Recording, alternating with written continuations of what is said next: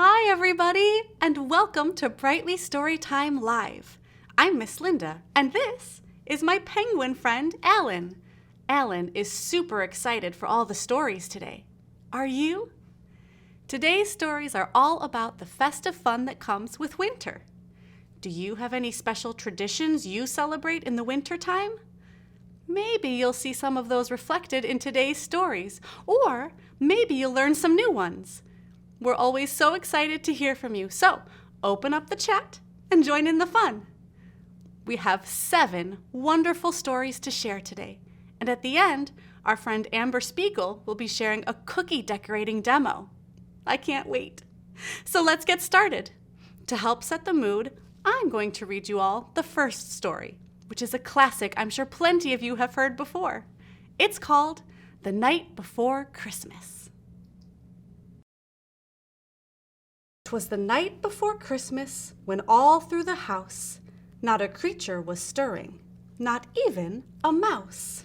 The stockings were hung by the chimney with care, in hopes that St. Nicholas soon would be there. The children were nestled all snug in their beds, while visions of sugar plums danced in their heads. And Mamma in her kerchief, and I in my cap, had just settled down for a long winter's nap, when out on the lawn there arose such a clatter, I sprang from my bed to see what was the matter. Away to the window I flew like a flash, tore open the shutters, and threw up the sash. The moon on the breast of the new-fallen snow gave a luster of midday to objects below. When what to my wondering eyes should appear but a miniature sleigh and 8 tiny reindeer, with a little old driver so lively and quick, I knew in a moment it must be Saint Nick. More rapid than eagles his coursers they came, and he whistled and shouted and called them by name. Now Dasher, now Dancer, now Prancer and Vixen, on Comet, on Cupid, on Donder and Blitzen, to the top of the porch, to the top of the wall, now dash away, dash away, dash away all. As dry leaves that before the wild hurricane fly, when they meet with an obstacle, mount to the sky, so up to the housetop the coursers they flew, with a sleigh full of toys, and St. Nicholas, too. And then in a twinkle I heard on the roof the prancing and pawing of each little hoof. As I drew in my head and was turning around, down the chimney St. Nicholas came with a bound. He was dressed all in fur from his head to his foot, and his clothes were all tarnished with ashes and soot. A bundle of toys he had flung on his back, and he looked like a peddler just opening his pack. His eyes, how they twinkled, his dimples, how merry. His cheeks were like roses, his nose like a cherry. His droll little mouth was drawn up like a bow, and the beard on his chin was as white as the snow. The stump of a pipe he held tight in his teeth, and the smoke, it encircled his head like a wreath. He had a broad face and a little round belly that shook when he laughed like a bowl full of jelly. He was chubby and plump, a right jolly old elf, and I laughed when I saw him, in spite of myself. A wink of his eye and a twist of his head soon gave me to know I had nothing to dread. He spoke not a word, but went straight to his work and filled all the stockings, then turned with a jerk, and laying a finger aside of his nose, and giving a nod, up the chimney he rose. He sprang to his sleigh, to his team gave a whistle, and away they all flew like the down on a thistle. But I heard him exclaim, as he drove out of sight. Happy Christmas to all, and to all a good night. Thank you all for reading along with me. Have you ever heard that story before? You might notice another story later that was inspired by it. But for now, please join me in welcoming Justin Roberts to read his heartwarming wintry story, I'll Be Your Polar Bear. Hi, Justin. Hi, I'm Justin Roberts, and I've been making music for kids and families for about 25 years. My latest record is called Space Cadet and came out in July. And I'm also the author of a couple picture books, The Smallest Girl in the Smallest Grade, illustrated by Christian Robinson. And just out in October, I'll Be Your Polar Bear, illustrated by Chuck Gronick. And I'm going to read from this one today. I love how this book is such a cozy book to cuddle up at night, especially as the days are getting shorter and the temperature's dropping. And it's a story all about the unconditional love of a parent to a child. Hope you enjoy it. I'll Be Your Polar Bear, written by Justin Roberts, illustrated by Chuck Gronick. When lights begin to fade and stars dot the sky, let's count them all one by one, together, you and I. We'll tiptoe over ice and tumble through the snow, push our ways step by step through wintry winds that blow. And if you get caught in who knows where, then I'll be your polar bear. Let's skate upon the silver lake, taking turns and spins, and make a figure eight that always ends where it begins. We'll crunch through the sparkle and cuddle in the caves. You can hear my whispers echo like the rhythm of the waves. No need to worry. I promise and I swear that I'll be your polar bear. Even if you're stuck in the middle of the sea, floating all alone on an ice patch without me, just listen for the bubbles and look for the glow. Somewhere in that ocean, I'm gliding deep below. I'll come to the surface with a gift of fresh caught fish. We can dine together. At the end, I'll make this wish. That if rain begins to fall and shadows start to spread, I will always be your polar bear, stretched out overhead. So hold my hand and let the wind just push us like a sail. We'll glide along the silver ponds and down the twisted trails. And when your feet won't carry you a single step more, take a little ride. I'll bring you back to our front door. Because you and I, we're two of a pair. You're my everything, and I'm your polar bear. That's I'll Be Your Polar Bear, written by me, Justin Roberts, and illustrated by Chuck Gronick, and hope you enjoyed it. There might be a lot of snow in that story, but it certainly warmed my heart. What about you, Alan? You might think Alan knows polar bears, but penguins and polar bears actually live on opposite ends of the world. Thank you so much for sharing your story, Justin. Now, do you ever have family over for the holidays? Or maybe go to visit them? If so, you might be able to relate to this next story. It's called 12 Dinging Doorbells, and here is author Tamika Fryer Brown to read it. Take it away, Tamika.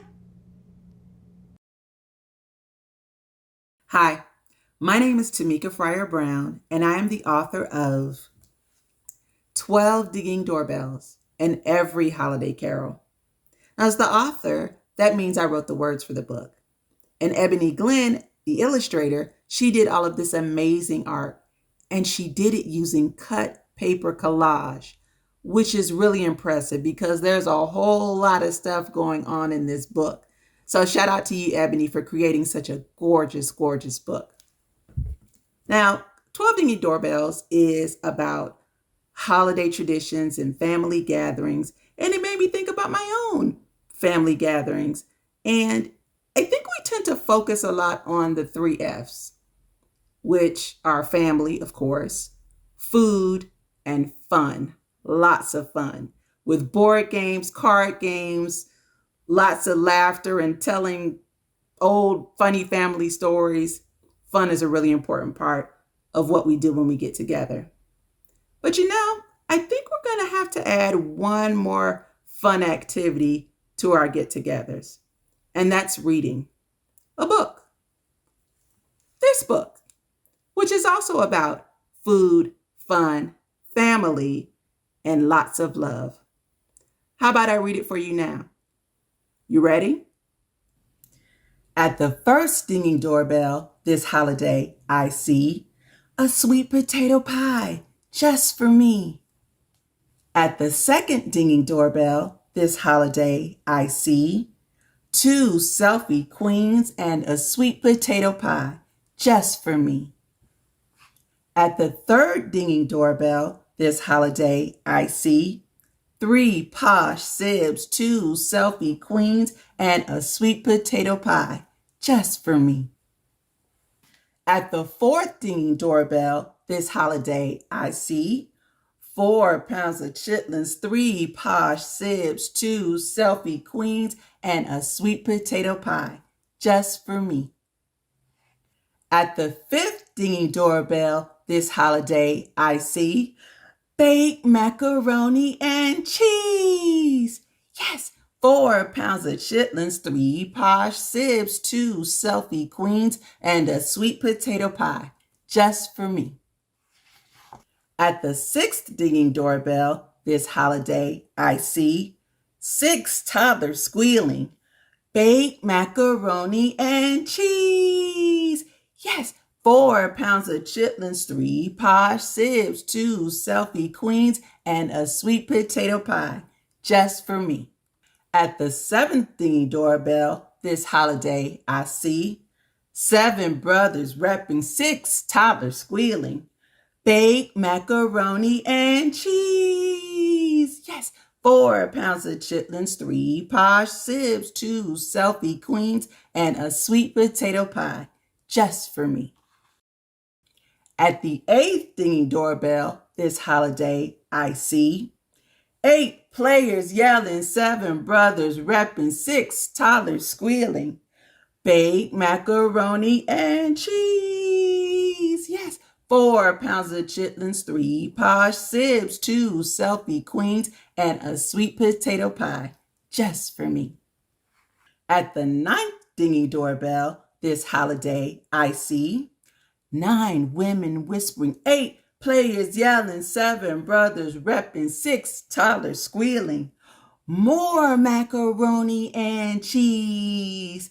Yes, 4 pounds of chitlins, 3 posh sibs, 2 selfie queens, and a sweet potato pie just for me. At the 10th dinging doorbell this holiday, I see 10 dancers sliding, 9 women whispering, 8 players yelling, 7 brothers repping, 6 toddlers squealing, lots of macaroni and cheese. Yes, 4 pounds of chitlins, 3 posh sibs, 2 selfie queens, and a sweet potato pie just for me. At the 11th dinging doorbell this holiday, I see 11 sides of steaming, 10 dancers sliding, 9 women whispering, 8 players yelling, 7 brothers repping, 6 toddlers squealing. Where's my macaroni and cheese? 4 pounds of chitlins, 3 posh sibs, 2 selfie queens, and a sweet potato pie. That was for me. At the 12th dinging doorbell, my eyes can hardly see. 12 crowded steps, 11 stinky sides, 10 clumsy dancers, 9 nosy women, 8 bad sports, 7 goofy men, 6 screeching babies who needs macaroni and cheese. 4 pounds of yuck, 3 bougie snobs, 2 silly teens. and a sweet potato pie just for me. The end. What a fun story! Do you all have a favorite holiday dish? I hope no one eats your share of it. Our next story is another cozy winter tale. It's called Harold Loves His Woolly Hat, and here is author Vern Kowski to read it. Welcome, Vern. Hello, everyone. I'm Vern Kowski, and this here is my friend Harold. And we're here today to read to you a story. It's a story about a bear, a woolly hat, and what it means to be truly special. So, without further ado, I'll begin. For Henry, Mary, and Wheezy, Harold Loves His Woolly Hat by Vern Kowski. Harold loves to wear his woolly hat. Even in the summertime. He wears it when he goes to school. He wears it when he goes to sleep. Harold even wears his woolly hat when he takes his monthly bath. When Harold wears his woolly hat, he knows he is a special bear, different from all the other bears. Then one day, a crow swoops down and steals Harold's woolly hat. Now I look just like all the other bears, thinks Harold. How will anyone know that I am a very special bear? Harold has to win back his woolly hat. He gathers up some wriggly worms and says to the crow, "Let's trade." The crow swoops down and takes the worms and flies them to its nest. "Now please give me back my woolly hat," shouts Harold. But the crow only replies, "Caw-caw, caw-caw." So Harold tries to make another trade. "Here are some tasty blueberries for you." The crow swoops down and takes the berries and flies them to its nest. "Now please give me back my woolly hat." Again, the crow just replies, "Caw-caw, caw-caw." "What a greedy little crow," growls Harold. "I'll never win back my woolly hat." Then he remembers his secret collection of shiny things. "Here you go, you mean old crow. I've got the perfect trade for you." The crow swoops down and takes the things and flies them to its nest. "Now will you give me back my woolly hat?" Once more, the crow only replies, "Caw-caw, caw-caw." There's just one thing left for Harold to do. He hides behind a rock and waits until the crow flies away. Then he sneaks over to the tree, climbs up, up, up to the tippy top, and sees 3 baby crows. Harold tucks the crows in tight, then quietly climbs down from the nest. "Even without my woolly hat," he whispers, "I am still a very special bear. A helpful bear named Harold." And that's the end. I hope you've all enjoyed it. Harold hopes so too. So goodbye for now. Bye-bye. I'm so glad that Harold learned that it wasn't his hat making him special. It was him. And look, Alan was so inspired, he's now wearing his favorite hat as well. Oh, don't you look spiffy? Thanks so much for the story, Vern. Our next story is all about another classic winter holiday, Hanukkah. Do any of you celebrate it or know anybody who does? Here's author DJ Steinberg to share his story, Hanukkah, Here I Come. Let's go. DJ Steinberg here, and I am all ready for Hanukkah. Look, I have my menorah, or do you say Hanukkah, with my candles ready for the first night. Oh, look, I've got more candles and matches, and I've got my dreidels to play with, and oh, my gelt to eat. Wait, I even have a frying pan to make my potato latkes with. There's one thing I'm missing, though. What else do we need on Hanukkah? Presents! Presents! I got a present! I can't wait. We have to open it now. Will you help me open it? Will you? Thank you. Should I do it nice and neat? Or should forget about me. What is this present? Okay. Are you ready? My dog wants to know too. Right, Oscar? What is in here? Whoa. This is my box of books. My brand new book from Penguin Random House, my publisher. Look, it's copies of Hanukkah, Here I Come. This is the best day ever. Hey guys, do you want to read my new book with me? I think I want to read it. Here. Let's open it up and see. Hanukkah, Here I Come by DJ Steinberg. Hey, that's me. And Sarah Palacios. Hanukkah, Here I Come by DJ Steinberg, illustrated by Sarah Palacios. Hanukkah, here I come. The sun's sinking fast, the candles are set, the presents are stacked. Which one will I get? Something good in the kitchen makes the whole house smell yum.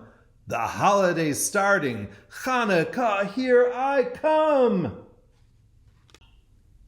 Macka-bam, macka-boom. There was a brave young hero named Judah Maccabee. Macka-bam, macka-boom, that Maccabee made history. With his band of Macca brothers, he fought to save the day. Macka-bam, macka-boom. The bad guys ran away. The Jews took back their temple and lit the holy lights. Just a little bit of oil lasted 8 whole days and nights. And that is what we celebrate on Hanukkah each year. Macka-bam, macka-boom, give a Judah Macca cheer. The Shamus. 1, 2, 3, 4, 5, 6, 7, 8. A candle for each night we celebrate. But let's not forget about candle 9. The Shamus helps all the other 8 shine. The first night of Hanukkah. Gather round the window to light the very first light. We sing the Hanukkah blessings to welcome the very first night. Other windows down the street flicker into view as other families gather round their front windows too. What's inside? What's inside my Hanukkah box? Oh, pretty please, don't let it be socks. Hope you're not bunny slippers or a robe to enjoy. When I open you up, pretty please, be a toy. All wrapped up. I love to wrap presents for everyone. I have a wrapping habit. I wrapped 8 carrots with 8 little bows and a Hanukkah card for my rabbit. Hanukkah selfies. Everyone pose by the candles. Look at the camera and smile. We'll all remember this Hanukkah in good old selfie style. Click, that one cut off my sister. Click, where's my mother's head? Click, that one's dark and blurry. Click, that's mom's finger instead. We snap a dozen pictures and they all cut someone in half. We'll all remember this Hanukkah when we look at the selfies and laugh. Chocolate Gelt. Gelt are special chocolate coins, and no other coins can beat them, 'cause they're the only kind in the world that you can unwrap and eat 'em. Gimme a Gimel! Spinning dreidel, spinning free, which Hebrew letter will it be? Whirl, twirl, spinning top, slowly, slowly to a stop. Please, not shin or nun or hey, gimme a Gimel to win the day! How to play dreidel. Put your gelt on the table. Player 1 spins the dreidel. Nun, you get nothing. Shin, put 1 in. Hey, you take half. Get a Gimel, you win. Dizzy dreidels.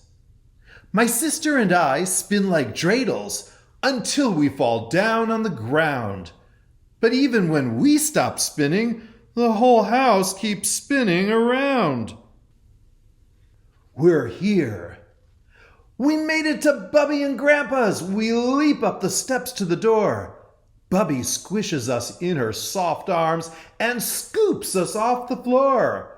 Grandpa twirls us high in the air. He makes us laugh and shriek, then pulls us in for a kiss attack, cheek to scratchy cheek. a favor for my grandpa. Bubby fries the latkes. Grandpa puts them on a platter. Oh no, he calls to me. I say, Grandpa, what's the matter? Oh, we cannot serve this latke. He gives it a good poke. Why not, I ask. He lifts it up. Well, look at it. It broke. What a terrible disaster. I really hate to waste it, but I guess I'll throw it out unless, perhaps, you want to taste it? I do. I grab that latke. It's so full of crispy flavor. Thanks a million, Grandpa winks. You sure did me a favor. Applesauce versus sour cream. When you eat a latke, you must pick a team. Are you on Team Applesauce or Team Sour Cream? It's an age-old dispute that goes on to this day. Applesauce? Sour cream? What do you have to say? Can't hear you. When my family all gets together, we're a pretty rowdy crowd. Everyone likes to talk at once, so the house can get kind of loud. I think the whole world can hear us, from Buffalo to Boise. What's that? Did you say something? Couldn't hear you because it's way too noisy. Enough food?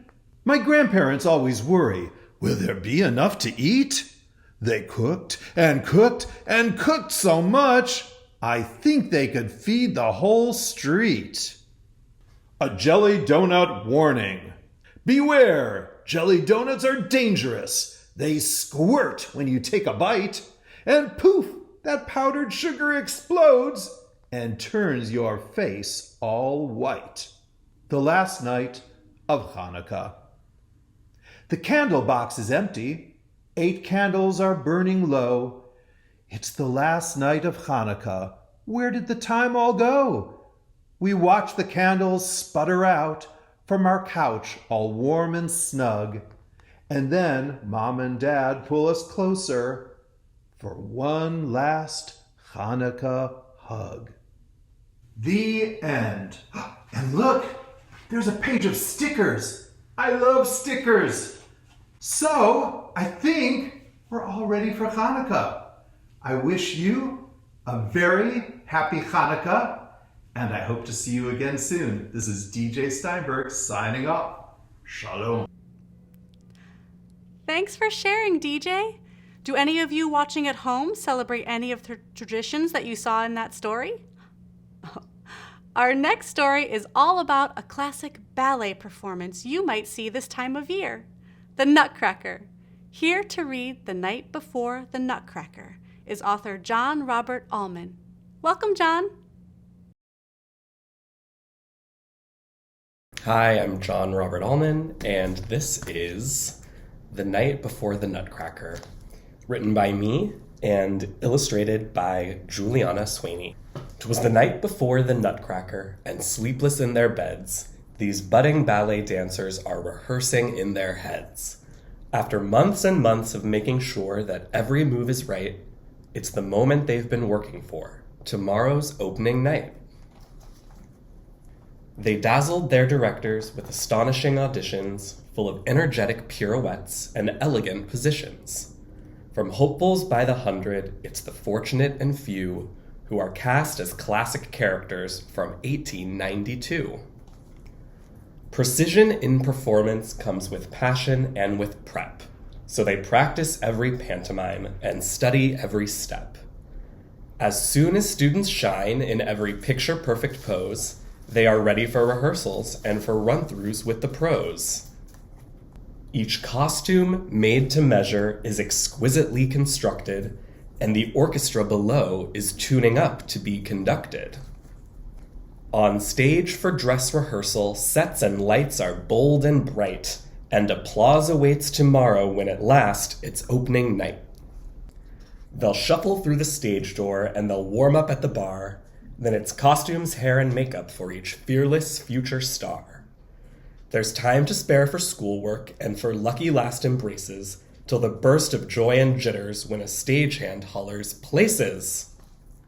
Tchaikovsky's music sets a mood of jolly jubilation as Clara and her brother host a Christmas celebration. While merrymakers mingle, Clara skips and spins with joy when Drosselmeyer offers her the ballet's fabled toy. She sneaks downstairs much later, and she sees, to her surprise, her soldier and his squadron spring to life before her eyes.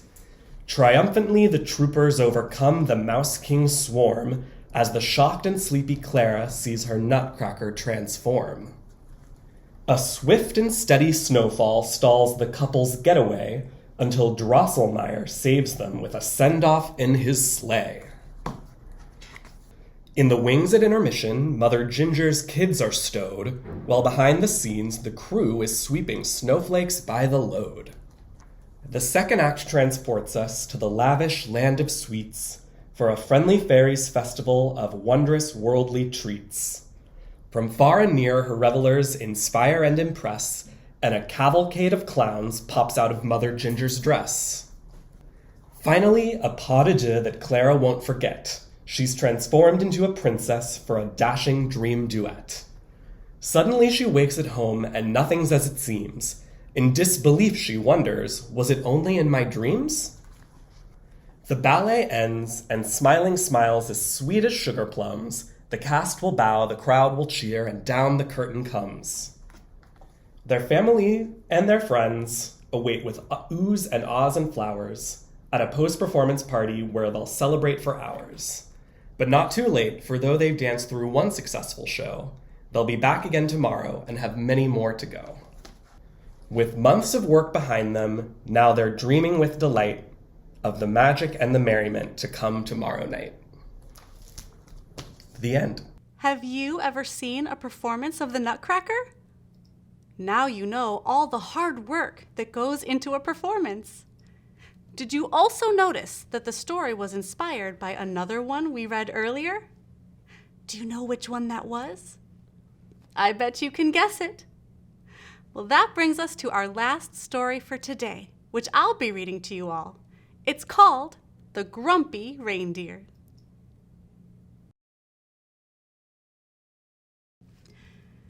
'Twas the night before Christmas, and all through Santa's workshop, the reindeer were getting excited.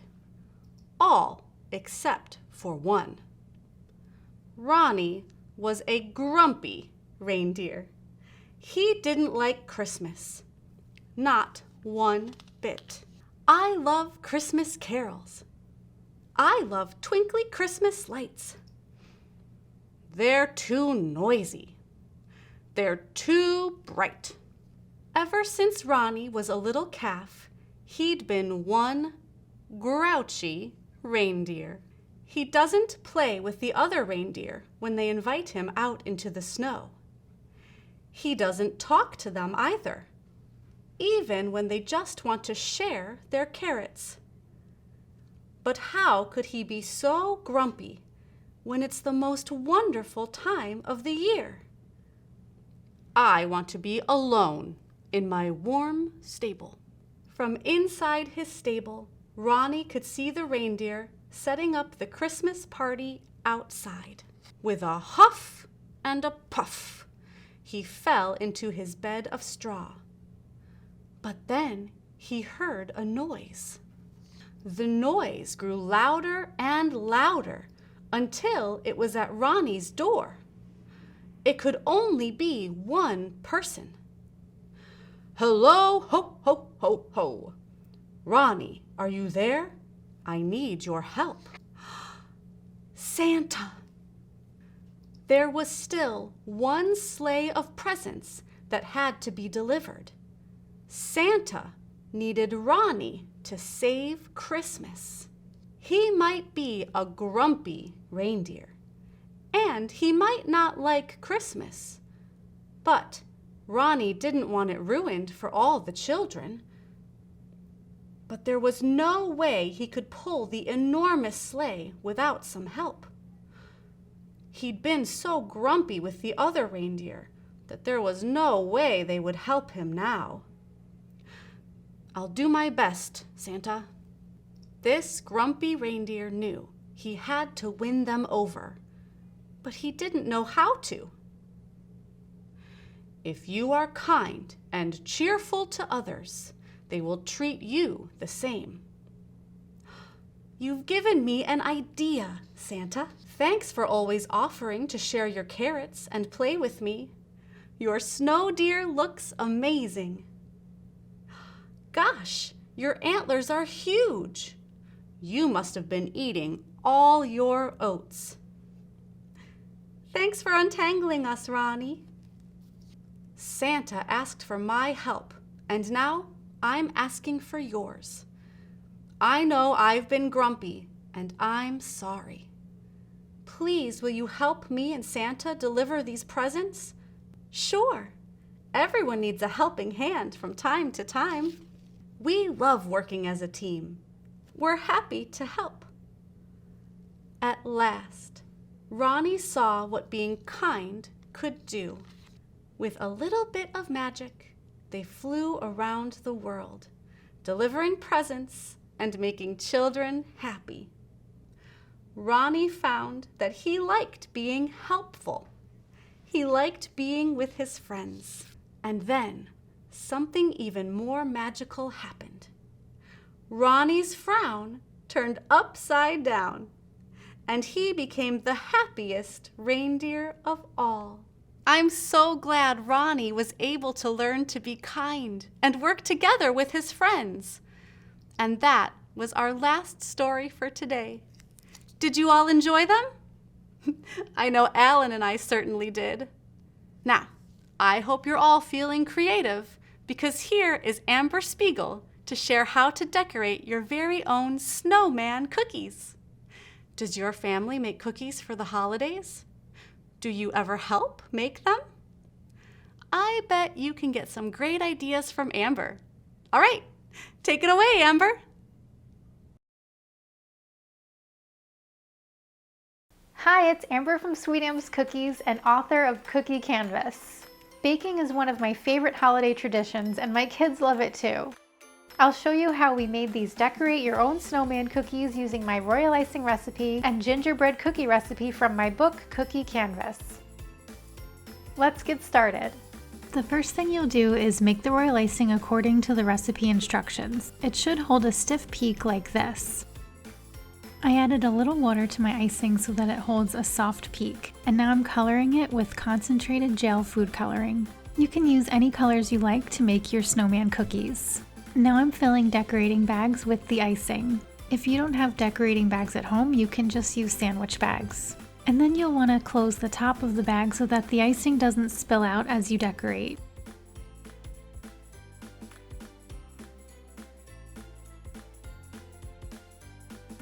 And here are all the colors that I'm using for my snowman cookies. When you're ready to decorate, cut a small hole in the tip of the bags.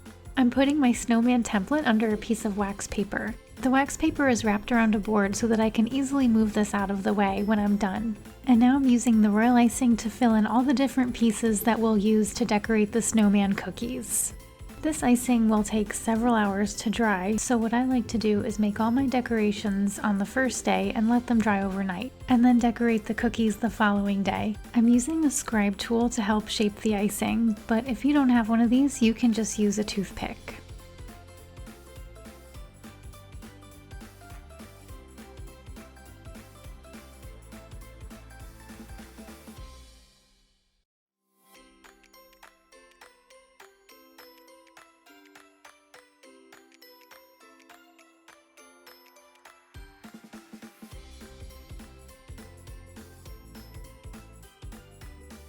I'm icing these eyes entirely in white, and then I'll add the details with an edible ink marker. This method is great for when you don't feel like mixing a lot of different colors of royal icing.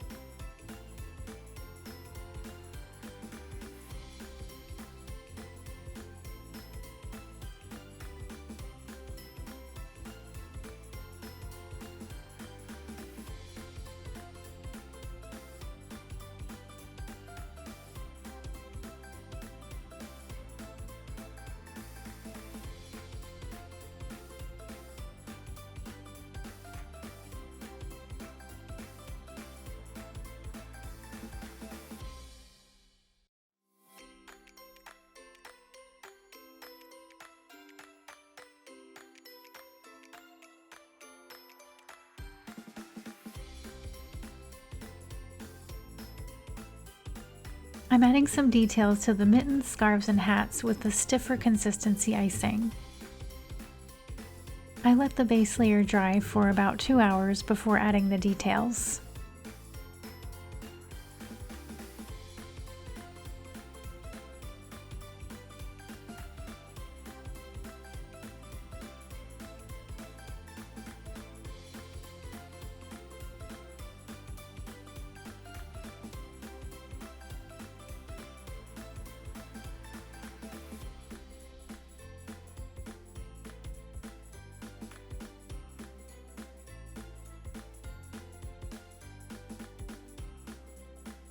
And now I'll set this aside to dry overnight. Once the icing is completely dry, you can draw on it with edible ink markers.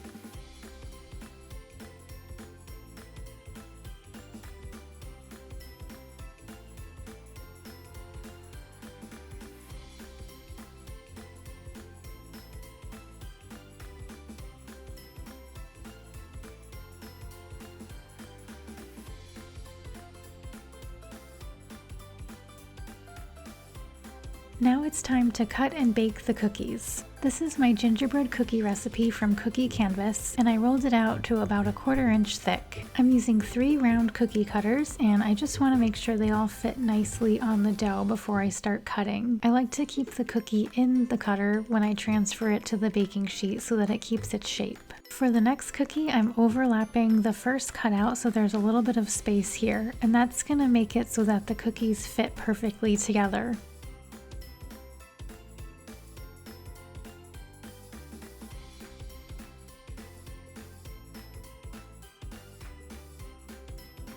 I'm pressing the cookies together at the seams before I bake them. This is a perforated baking mat which helps the cookies bake really evenly and flat. You can also just use a parchment-lined baking sheet to bake your cookies. And then those will go into the oven at 350 degrees Fahrenheit for about 8 to 10 minutes. If you don't have cookie cutters, you can look around your kitchen for some other items to use. These are canning jar lids, and I also used a lid to a container of sprinkles and just cut around that with a knife.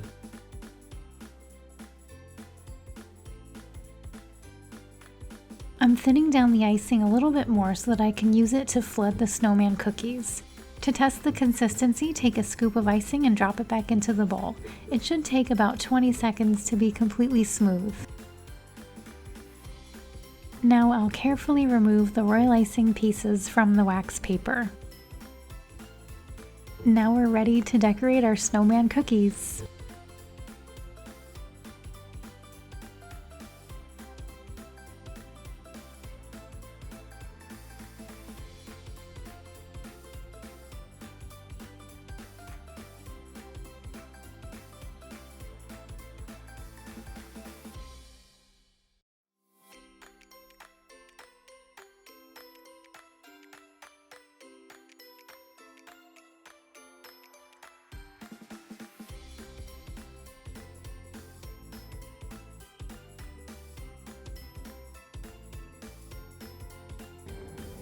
That's the biggest and that's the smallest one.